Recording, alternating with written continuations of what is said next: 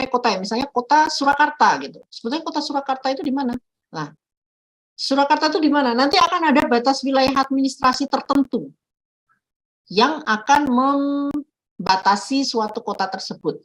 Jadi meskipun di situ, namanya kota itu kan ketika kalian membicarakan karakteristik dari kota itu tadi, misalnya pusat pendidikan, harga hunian mahal, bangunan monoton, metropolitan, itu kan mengacu pada bayangan kalian terhadap karakteristik suatu kota tertentu kan. Kalian membayangkan Jakarta, membayangkan Bandung misalnya, membayangkan Semarang, membayangkan Surabaya, mungkin Jogja gitu ya. Itu yang menurut identifikasi kalian adalah kota. Tetapi ketika kalian pergi keluar Jawa, ya, jangan kaget gitu. Yang namanya kota mungkin tidak ada bangunan tingginya. Yang namanya kota mungkin tidak ada kemacetannya, misalnya gitu. Yang namanya kota mungkin tidak sepadat yang kalian bayangkan di sini. Gitu. Artinya apa? Artinya kota itu bisa berupa, definisi kota itu bisa berupa batas wilayah administrasi. Bisa dipahami ya maksud saya. Misalnya, oh, itu bukan kota, itu nggak macet toh, itu bukan kota, itu nggak padat, nggak kota, nggak bisa seperti itu karena pemahaman dari indikator gitu loh. Salah satunya adalah batas wilayah administrasi. Kalau batas wilayah administrasinya itu mengatakan bahwa secara yuridis administratif ya. Jadi ini batas administratif itu berarti intinya di sini adalah namanya pengertian kota dari segi yuridis administratif. Ya. Jadi dari segi hukum dan administrasi. Jadi kalau dari segi hukum dan administrasi dia mengatakan bahwa dia kota, meskipun di situ tidak ada pendidikan, tidak ada tidak bersifat metropolitan, tidak padat,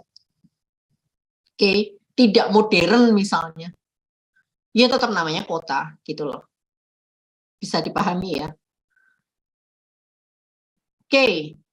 Itu yang pertama. Kemudian yang kedua, ada nggak yang lain? Tadi saya sempat membaca chat, Mas Alfian Aditya bisa open mic, Mas? Iya, Bu. Iya. Maksudnya apa gini? Ya. Kota, definisi kota? Ya, kota tempat tinggal dari beberapa ribu atau lebih penduduk.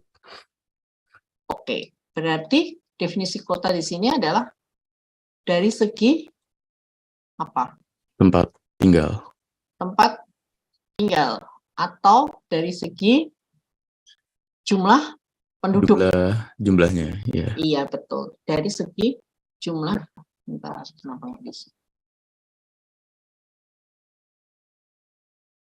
dari segi jumlah penduduknya. Oke. Di sini kota dari segi jumlah penduduknya itu tergantung ya, tergantung. Akan berbeda halnya misalnya nih di negara Eropa yang memang penduduknya itu lebih sedikit ya daripada di sini, mungkin yang namanya kota sudah bisa disebut kota apabila penduduknya katakanlah 30.000 misalnya. Standarnya beda-beda. Ini saya mengambil acuan angka itu bukan pasti 30.000 ya, bisa jadi dia punya standar yang beda. Tapi misalnya di sana 30.000 sudah bisa dianggap kota, mungkin di Indonesia baru 100.000 dianggap kota misalnya begitu loh. Jadi dari segi jumlah penduduknya, berapa jumlah penduduknya, maka dia dianggap kota, didefinisikan sebagai kota. Betul. Tetapi konsekuensinya adalah nanti akan berbeda-beda. Artinya tergantung pada satu negara tersebut dia di situ dia nanti akan berapa batasan yang dia pakai gitu. Misalnya kota kecil itu berapa minimal, kota besar itu minimal berapa, kota sedang berapa, atau metropolitan berapa gitu. Itu dari segi jumlah penduduknya. Oke. Kemudian ya sama ya, di chat sudah ada Mbak Tata, dari jumlah penduduk atau populasi. Kemudian ada lagi yang lain, pemahaman kota? kawasan yang mempunyai kegiatan utama non-pertanian atau bersifat non-agraris. Oke, fine. Kawasan yang mempunyai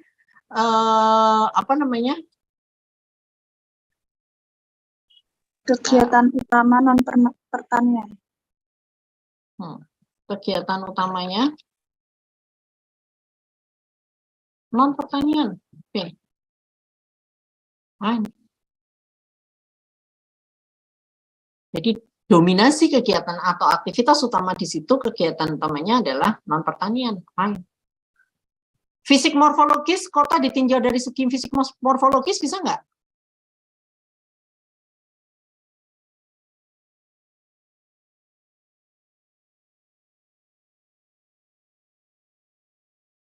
Kota ditinjau dari segi fisik morfologisnya, segi fisiknya. Ada yang bisa jelasin?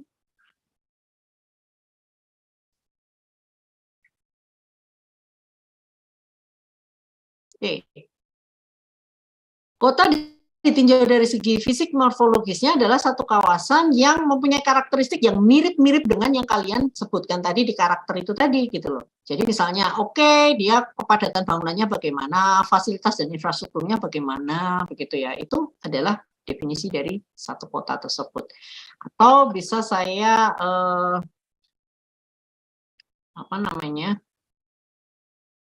new share ya. Nah, saya share screen di sini. Oke, sudah terlihat ya. Jadi batasan pengertian kota sendiri adalah ada beberapa cara gitu. Ada beberapa cara bagi kita untuk mendefinisikan sebetulnya kota itu apa gitu. Dari segi yuridis administratif jelas bahwa kota itu berdasarkan pada batas-batas tertentu yang diatur undang-undang.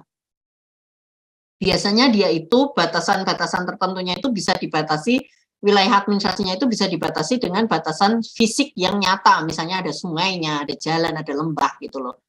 Itu biasanya seperti itu, tapi tidak menutup kemungkinan batasannya itu tidak bersifat fisik, jadi abstrak gitu loh. Pokoknya batasnya dari peta kelihatan gitu. Oke ya, jadi tidak peduli mau dia itu tidak menunjukkan karakter suatu kota seperti yang kalian sebutkan tadi, asal di situ tuh ada eksistensi wilayah yang dibatasi oleh batasan tertentu yang diatur oleh undang-undang, maka dia disebut kota. Meskipun sepi, meskipun nggak ada jalannya, meskipun masih bocel-bocel jalannya, meskipun nggak ada gedung bertingkat, kota tetap. Dari segi yuridis administratif. Oke, nah ini adalah contoh bagaimana suatu ketika tadi ada yang mengatakan metropolitan ya. Ini adalah satu contoh bagaimana batasan yuridis administratif suatu kota itu menjadi kabur begitu karena kotanya itu sendiri gabung menjadi satu sehingga menjadi satu kawasan Jabodetabek yang luas, yang gede gitu. Sebetulnya itu terdiri dari beberapa kota yang menggabung jadi yang kemudian secara fisik dia karakternya itu menggabung menjadi satu. Tetapi kalau ditanya kotanya yang mana gitu kan, ada Tangerang, ada Depok misalnya gitu ya, ada Bogor misalnya gitu. Jadi dia menggabung jadi satu. Oke. Konsekuensinya apa? Batasan fisik administratif. Batasan fisik administratif itu nanti konsekuensinya adalah dalam hal kebijakan. Oke. Jadi kalau kita itu mengapa kita perlu mengacu batasan administratif kota gitu ya, batasan administratif wilayah suatu kota, karena nanti itu akan kota itu kan punya anggaran ya, punya pendapatan daerah, punya anggaran yang bisa dikelola begitu ya. Nah, anggaran tersebut nanti akan diwujudkan dalam kebijakan-kebijakan serta program-program pembangunan. Nah, batasan administratif itu diperlukan untuk mengatur hal itu gitu loh. Jadi definisi kota nanti larinya juga masalah-masalah kebijakan dan sebagainya. Itu secara yuridis administratif itu. Oke, tidak akan mungkin meskipun ini gabung Jakarta metropolitan itu gabung, maka tidak akan mungkin ketika anggaran yang pada kota A kemudian karena dia gabung dengan kota B maka anggarannya akan juga dilaksanakan di kota B juga gitu. Enggak mungkin. Mesti kalau program pembangunannya terpadu nanti yang bagian yang berada masuk di wilayah yuridis administratif kota A nanti akan dikelola atau dibiayai oleh anggaran kota A. Tetapi nanti yang kota B dia akan dikelola dan dibiayai oleh kota B gitu. Oke ya. Ada yang rumahnya arah-arah ke Purwodadi atau ke Pati, Blora, Kudus gitu. Ada nggak yang rumahnya arah-arah situ? Saya, Bu. Oke, Mbak Laura ya. Mbak Laura, jalan dari Solo, rumahnya di mana Mbak? Purwodadi. Purwodadi, oke. Jalan dari Solo ke Purwodadi bagus apa? Jelek, Bu. Oke, dari Solo ke Purwodadi lewat jalan mana saja? Lewat kota mana saja, sorry? Nggak ada lewat kota sih, lewat Iya, Sragen. maksudnya lewat wilayah Sragen. kabupaten mana saja? Sragen. Solo, Sragen, habis itu Purwodadi. Purwodadi, oke. Apakah jalan yang jelek itu merata? Enggak sih, Bu. Di wilayah perbatasan Sragen sama Purwodadi aja yang jelek. Nah, kan, jadi ketika kalian perjalanan, misalnya kalian naik bis, kecuali jalan-jalan yang memang dikelola provinsi atau jalan-jalan yang dikelola nasional, misalnya tol gitu ya, itu kan dikelola nasional. Mungkin jalan yang dikelola provinsi, misalnya jalan lintas provinsi, oke, jalan yang dikelola provinsi. Kalau jalannya itu dikelola oleh kabupaten, maka akan terasa nanti ketika kalian perjalanan jalan mulus gitu, tahu-tahu blek ada garis, kemudian di garis itu setelah itu jalannya jelek. Pernah nggak mengalami seperti itu? Mesti pernah kan? Itu adalah salah satu dari dampak definisi kota secara yuridis administratif tadi, bahwa memang definisi kota secara yuridis administratif itu lebih digunakan atau lebih bermanfaat pada saat kita itu akan mengatur beberapa kebijakan terkait perencanaan kota itu tadi. Karena itu jangan heran kalau jalan antara Solo ke Purwodadi, Solo mulus, masuk Sragen mungkin masih mulus. Begitu dari Sragen masuk Purwodadi rusak. Berarti yang tidak beres adalah di Kabupaten Purwodadinya, mungkin begitu gitu loh. Nah, bisa jadi juga misalnya Solo mulus, kemudian di Sragen rusak, kemudian Purwodadi mulus lagi. Oh, berarti yang tidak beres di Kabupaten Sragen gitu. Gitu. Oke ya, paham ya. Hal-hal seperti itu yang mengapa kita itu membutuhkan kayak misalnya MRT gitu ya. Di Jakarta ada MRT ada pengelolaan sungai di mana itu melibatkan banyak kabupaten. Itu perlu dibahas lebih lanjut gitu. Kenapa? Karena ya supaya menghindari itu tadi, bagianmu berapa persen yang harus saya keluarkan yang untuk membiayai gitu loh. Itu kaitannya di situ, oke? Jadi cuma masalah definisi kota saja kita bisa lari kemana-mana gitu ya. Yang kedua adalah dari segi fisik morfologis. Nah, kota itu bisa dilihat dari wujud fisiknya. Contohnya adalah itu tadi, kalian ketika saya menanyakan kalau menurut kalian ketika kalian mendengar kata kota itu sebetulnya apa sih yang ada di benak kalian? Kalian kan langsung, oh ya Bu macet, oh ya Bu begini, oh ya Bu padat, oh ya bangunan tinggi dan sebagainya. Semuanya betul. Tapi yang kalian sebutkan tadi karena itu menyangkut karakter satu kota atau image dari satu kota, maka kalian tuh sebetulnya sedang berusaha menjelaskan definisi kota dari aspek fisik morfologis atau bentuknya. Bisa ditangkap ya. Jadi dari sisi fisik morfologisnya, hal itu bisa dikenali dari lapangan langsung atau dari foto udara. Di foto udara kelihatan banget nanti mana yang kota gitu, mana yang enggak gitu, itu langsung kelihatan sekali. Oke, jadi ketika orang itu ditanya kota itu apa, itu kan yang ditanya mesti gedung tinggi, macet, pusat pemerintahan, gitu. Itu tuh rata-rata dari sisi fisik morfologis sebetulnya. Indikatornya apa gitu? Indikatornya adalah kekhasan penggunaan lahan. Oke, tadi ada yang menyebutkan padat, kemudian ada juga yang menyebutkan ini slide saya muncul kan? Slide fisik morfologis muncul nggak? Muncul, Bu.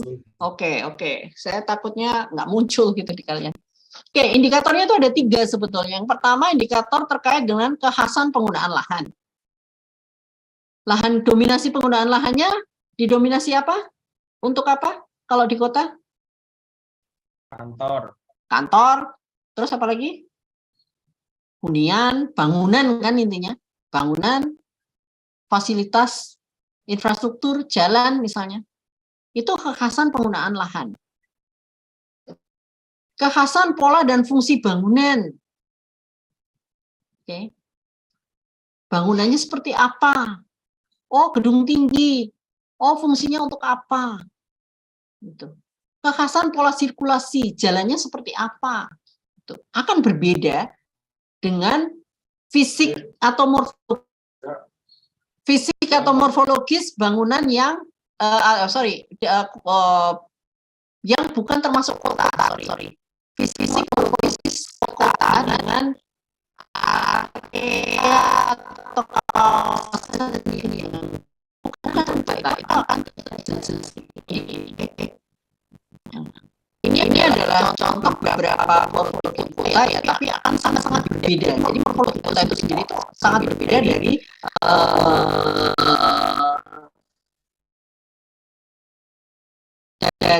satu wilayah ke wilayah lain. Contoh misalnya kota, tapi ini cenderung pada kota awal berdirinya ya, bukan kota yang sekarang. Contoh ini misalnya di Ethiopia, ada yang kita lihat, model-modelnya kalian bisa lihat. Ini nanti akan lebih kalian dalami morfologi ya, nanti di materi morfologi dan perancangan kota di semester 5. Oke. Kemudian tadi ada yang menyebutkan terkait dengan jumlah penduduk. Di sini kota itu dianggap kumpulan dari populasi ya gitu. Jadi ada standar jumlah penduduk minimal yang termasuk kota.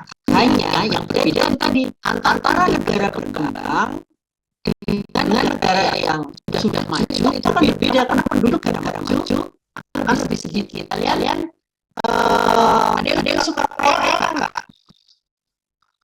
Drama Korea gitu, drakor atau mungkin apa namanya apa sih kayak grup boyband Korea gitu atau girl band Korea. Ada yang suka nggak? Nggak ada yang tahu ya. Drakor. Dengan kalian bisa cek di situ di Korea, di Jepang gitu ya. Mereka sudah lebih maju atau lebih maju atau lebih tidak maju dibanding Indonesia? Maju kan jauh lebih maju. Oke. Bagaimana kalian mengikuti isu nggak ya? Saya cek ya. Saya mau mengikuti isu nggak? Bagaimana perkembangan penduduknya sekarang? Menurun tuh. Yang berdasarkan pada data terakhir itu kalau nggak salah itu 0,8. Oke. 0,8 itu artinya adalah bahwa jumlah kelahiran itu sudah kurang dari jumlah kematian gitu.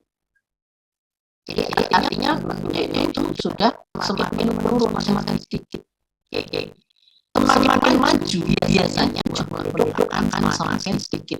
Dari data terakhir mungkin kapan-kapan saya akan share video sebentar ya, video pendek dari naskah Sali ya, guru besar apa ya, saya nggak tahu yang jelas dia adalah dosen di UI juga, ekonomi UI.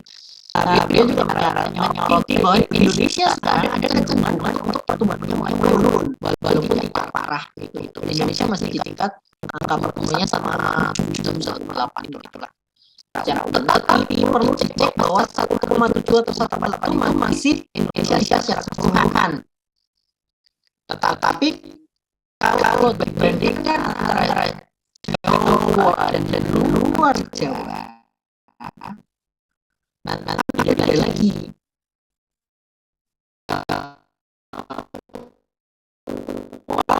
akan ini lebih pertumbuhan penduduknya akan dari pada satu dan itu berdasarkan penelitian ya. Hingga yang standar dari jumlah penduduk minimal ini masih agak ada tanya dalam tanda petik untuk mendefinisikan suatu kota. gitu. Ada standar-standar tertentu memang. Cuma berapa misalnya 30